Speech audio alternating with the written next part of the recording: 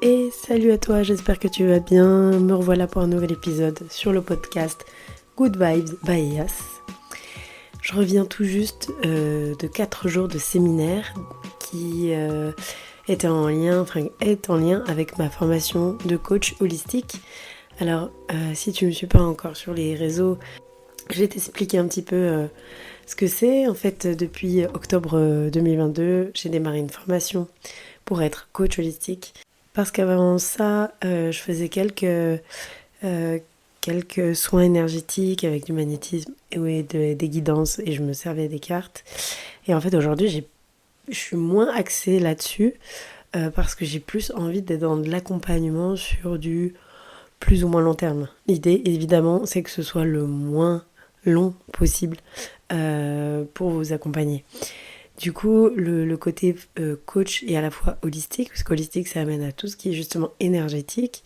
Et je trouvais que ça allait bien avec ce que je voulais apporter. Et donc, cette formation qui est du coup à côté de mon travail, qui est sur une session d'une demi-journée toutes les 2 semaines, se termine là tout bientôt, dans ce mois de juin. Et il y a eu des séminaires de proposés. En mars, je n'avais pas pu assister. Et là, j'ai assisté à celui de fin mai.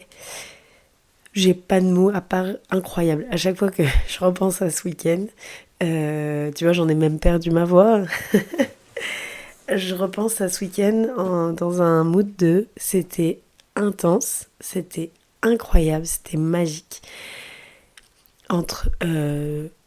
le travail qu'on a fait, les rencontres que j'ai faites, les personnes que j'ai rencontrées, l'ambiance qu'on a eue tous ensemble, le lieu était juste incroyable aussi. Le gîte des Forêts Enchantées du côté de Saint-Anthème. Bon, franchement, tout était là pour être dans une bulle de déconnexion au monde extérieur, mais par contre de reconnexion à soi et à ceux qui étaient avec nous, tout autour de nous. Franchement, c'était un moment vraiment incroyable. Et ça m'a fait beaucoup de bien. Ça a permis qu'on peaufine aussi concrètement en fait l'accompagnement, le coaching. Et puisqu'on arrive bientôt sur la fin. Et voilà, c'est venu aussi m'apporter des idées de comment je veux vous accompagner, quel type d'accompagnement, quel outil je peux vous proposer, enfin voilà. Donc c'était top, ressourcé à bloc. Mais alors par contre, il y a quand même toute la partie où on a tellement travaillé et tous ensemble et sur nos montées en vibration que en fait là, je suis un peu KO quand même, faut être honnête. Et en plus, tu reviens dans ta réalité avec le travail, le petit à gérer, le quotidien, enfin tout ça quoi, le foyer quoi. Et ouais, c'est vrai que ça demande un petit temps de... Et du coup, ça amène à ce que je voulais vous parler aujourd'hui, le fait de s'écouter. Parce que si je me serais pas écoutée, si j'écoutais pas un petit peu les besoins de mon corps et de mon être tout entier, eh bien, je serais rentrée et j'aurais repris direct, dès le lendemain matin, mardi matin, ma routine, ma discipline, me lever tôt, ma prière ou ma méditation, le sport, l'écriture, retravailler encore sur le site et tout ça. Bref, tout ce dont je vous ai parlé la fois précédente, dans l'épisode d'avant, sur ma morning routine. Et en fait, j'ai su m'écouter pour cette semaine. C'est-à-dire que mardi, j'ai pu faire une petite séance de sport, c'était du pilates, c'était pas violent, mais voilà, ça m'a fait du bien. Mais le matin, je me suis pas levée. Je me suis pas levée si tôt, en tout cas, je me suis levée, mais beaucoup moins tôt, et j'ai fait moins de choses. Hier, je travaillais pas, j'ai passé la journée avec Lyon, avec des amis. Voilà, c'était ok que je faisais rien de ce que j'avais prévu de faire. Enfin, il y a plein de choses que j'avais prévu de faire, je les ai pas fait et c'était vraiment pas grave. Je culpabilise plus Voilà, en gros, si finalement sur une journée type, je m'étais prévu des choses, j'avais une to-do list, et que j'en ai fait même pas la moitié, ou voire même que j'ai rien fait du tout, et bah franchement, c'est pas grave. Et quand tu le vis comme ça, bah en fait, c'est fluide. Et ça te met pas dans une posture de, bah tu vois, la preuve, c'est qu'en fait, j'arriverai pas à tenir sur du long terme ma routine parce que voilà, tu vois, j'ai lâché au bout de 2 semaines, 3 semaines, donc c'est mort, ça y est, c'est fichu. Bah pas du tout en fait, pas du tout. Pour ancrer quelque chose comme étant une habitude, le cerveau a besoin maintenant de plus de 33 jours. Avant, on avait besoin de 21 jours. La différence, c'est qu'aujourd'hui, avec tout, euh, tout ce qui nous entoure et qui nous, comment dire, nous connecte, on est toute la journée stimulé. Voilà, c'était ça. On est stimulé toute la journée par nos téléphones, nos ordinateurs, enfin tout type d'écran, tout type d'interaction autour de nous. Et en fait, du coup, on a besoin d'un peu plus de temps pour vraiment ancrer des choses pour qu'elles deviennent réellement une habitude. Donc même ça, en fait, là, cette semaine, je sais, ok, je fais moins, mais en fait, j'aime tellement ce que j'ai mis en place que je suis presque un petit peu comme excitée de reprendre le truc. Mais aujourd'hui, je ressens mon corps, par exemple ce matin, j'ai un peu mal, j'ai un peu des courbatures, parce que j'ai quand même fait un petit peu de sport, et que je sais qu'aussi, en fait, physiquement, ça a énormément joué, tout ce qu'on a fait ce week-end. J'ai été un petit peu en plus malade là-bas, mais c'était logique. Enfin, j'étais un peu enrhumée. Et comme là, bah, ça s'entend. Ma voix, du coup, je l'ai perdue. Je suis en train de la récupérer. Ça peut faire un petit peu sexy, paraît-il, mais j'en suis pas très convaincue, moi. Mais voilà, c'est pas grave. Franchement, c'est pas grave. Je m'écoute. Et du coup, bah, j'adapte un petit peu. J'adapte mes journées en fonction du besoin que j'ai.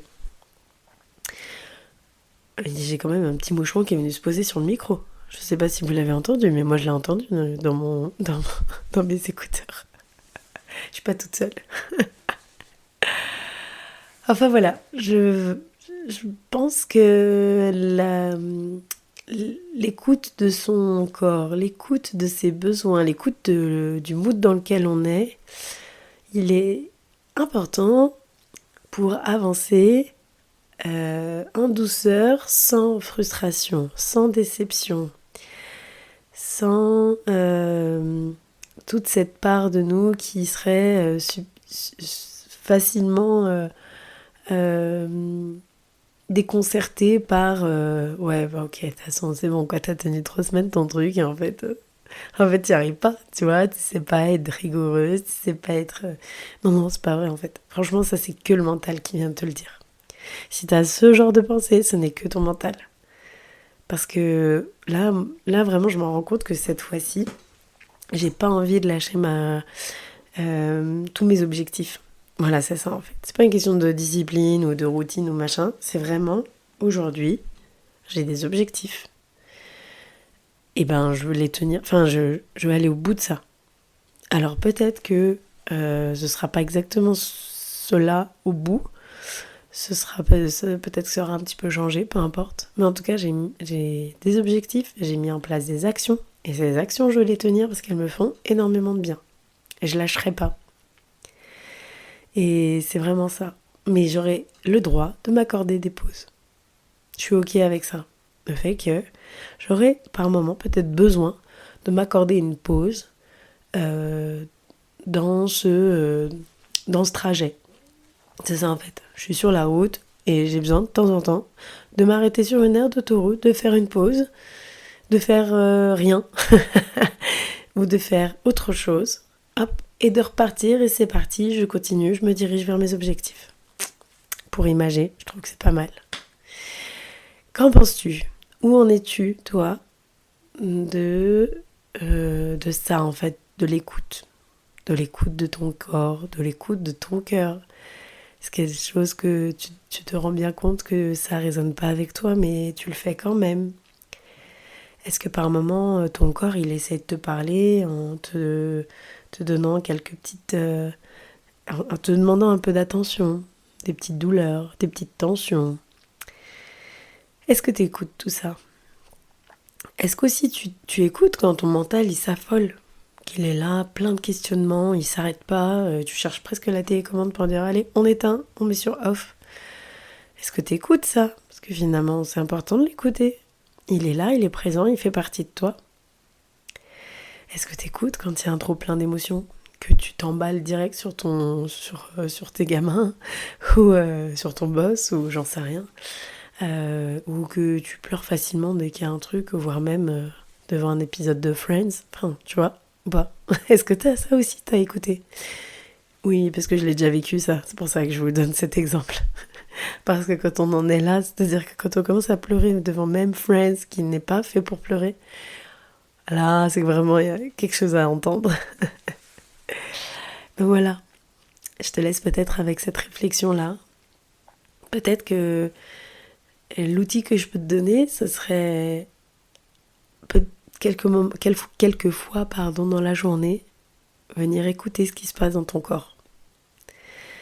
Je sais pas, tu peux te mettre peut-être des petits rappels sur ton téléphone, de mettre 3 fois dans la journée une petite pause de 2 minutes.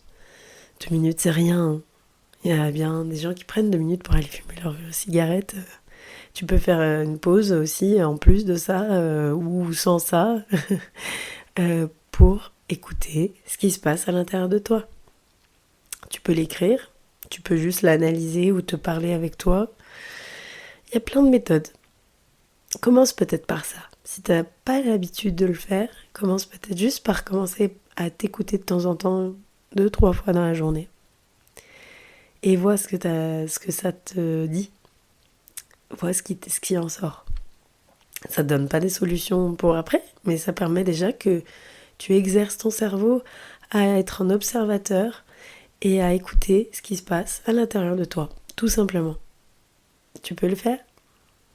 Alors en tout cas, je te souhaite une excellente journée et je te dis à très vite.